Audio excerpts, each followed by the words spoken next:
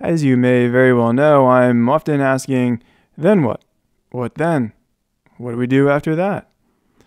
The goal I'm trying to get at is, what's the big picture? Today, I'd like to talk about going to Mars. Some very smart people are working on this goal, the sort of people who often miss the big picture. In fact, your desire to go to Mars is the reason we may someday need to go there. Mars has no natural resources. It means that after getting a person there, next, we need to find a way to create food out of nothing, or send water and food there. Let's see. Create a way to make food and water with no resources. You know a place where we need that? Earth. And get food to Mars? We can't even send food to Africa. Send water to Mars? We can't even figure out the water problem in California.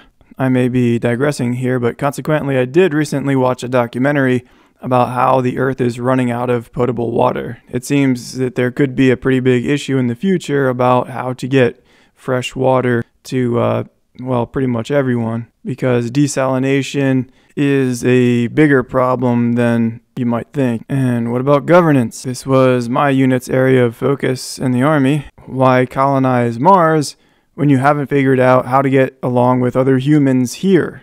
What? Don't believe me? Don't think it's a problem? Just ask people if the government should provide healthcare to taxpayers. These types of disagreements get so heated that people literally tear each other apart over them. This morning I heard that something like 125 people died during fights that broke out at a football game. This is an event designed to be fun. Humans can't even manage to have fun together. Are you a billionaire going through yet another divorce with half a dozen kids from multiple marriages? What's the difference between a deadbeat dad who doesn't spend enough time with his kids because he's in and out of prison for long stretches of time, and a deadbeat dad who doesn't spend time with his children because he's gone for work for long stretches of time? Spend time with your kids. Teach them to love so that we don't have to put up with them when they turn into little pricks. Why send your stupid asses to Mars? You'll just screw that place up too. Here's an idea. The be a better human problem. Solve that one first. Do you see what I mean? The reason we could screw up Earth someday to the point to where we might need to go to Mars is because we have bright people working on the Mars problem, which, by the way, isn't a problem at all. This reminds me of movies where, and I've seen this in so many movies that it's not worth mentioning one, there's a really smart guy working on picking a lock or gaining access to an electronically locked door through a key card access panel. So the person either starts trying to pick the lock or plugs in their computer in order to hack the access panel. When their accomplice walks up, twists the knob, opens the door, and says, "Did you check to see if it was unlocked?" Again, the reason we need to go to Mars is because we have people working on the Mars problem. And the reason for our someday needing to go to another planet is because we had people who had the desire to go to Mars. Many people drive around in one of two of their family's overpriced SUVs and ask themselves, how do we solve the world hunger problem?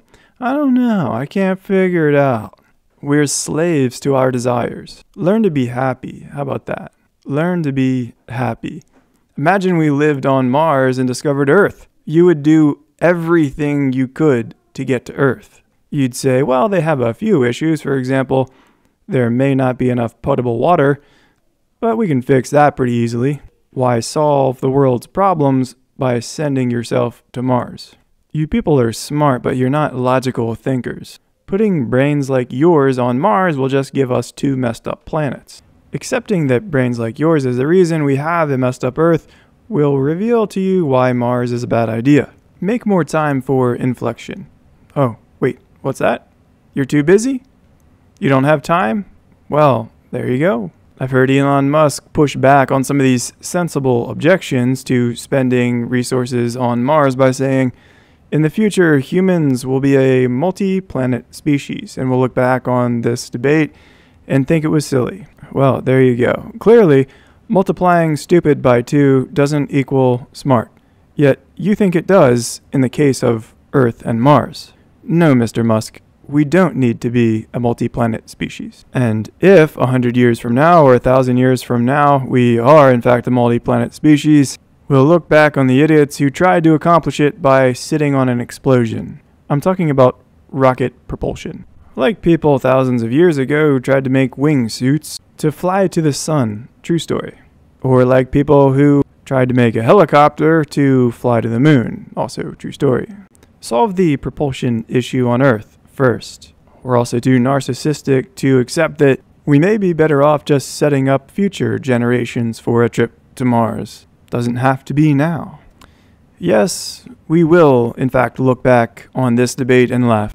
We'll look back and laugh at the people who thought it was sensible to load up a gas tank with $1,000 bills and blow themselves up, protected from the explosion by a metal capsule aimed at Mars, all while missing out on yet another one of your child's birthdays. That's literally how we're working on the Mars thing. More money than sense, my late friend used to say. Yes, I'm familiar with Neil deGrasse Tyson's criticism of this sort of thinking. Scientists will say it's because of the Mars endeavor that we will create better technology for Earth. But you know who would create better technology for Earth without the Mars endeavor? You. Us, we would. You could create better technology for Earth because that's the kind of mind we have. Neil deGrasse Tyson also says we have cordless drills because of NASA. Really? You think no one ever would have thought of removing the cord from a drill, like ever? Not to mention Mars is a complete uninhabitable wasteland. Hey, you know, another place with no natural resources that's uninhabitable? The moon. But it's closer. Oh, but somebody already went there. That doesn't scratch our narcissistic itch. Again, the evidence that going to Mars is a waste of time is evident in the lives of the people who think we have to go there. People sacrifice their relationships and mental well-being working overtime on things like the Mars endeavor, although it doesn't exactly have to be the Mars thing. This is like the toxic people spend zero time improving themselves and go from relationship to relationship, friendship to friendship, house to house, roommate to roommate, and think that the problem is always the other people. And now these humans expect us to go from planet to planet and think that that's literally the solution. This is what the hedonic treadmill looks like. I'm tempted to say that you're as stupid as the people who live in a 6-bedroom house and think that the only thing they need in order to be happy is a 10-bedroom house. But no, you're even dumber. You think that a 1-bedroom house with no running water and no possibility of ever getting running water is your answer. I'm talking about Mars, in case you didn't pick up on that. You could also be likened to the person with a 50-foot yacht who thinks, well, that's not enough. I need a 75-foot yacht in order to be happy. People used to compete over who has the best yacht. Now they compete over who has the best spaceship. Give me a break. Clean up your yard first. Work on your life. Work on your happiness. Take care of yourself. Take care of your family. Do all that first and then we'll talk. The punchline is, you can never finish working on yourself and your family, nor should you. Those two tasks are enough. Coming from someone who probably didn't get enough love as a kid, put more time, energy, and brain power into teaching your children. Is that not interesting enough for you? It's not worth your brain power to think about your kids for 12 hours a day? Why did you breed them? I didn't have children. Focus on your families. That's more than you deserve, especially if you made the decision to have children. If you don't enjoy it, learn to enjoy it. Focus on the family. As always, thank you for taking the time to listen to this, and thank you for taking the time to improve your lives and the lives of the people around you.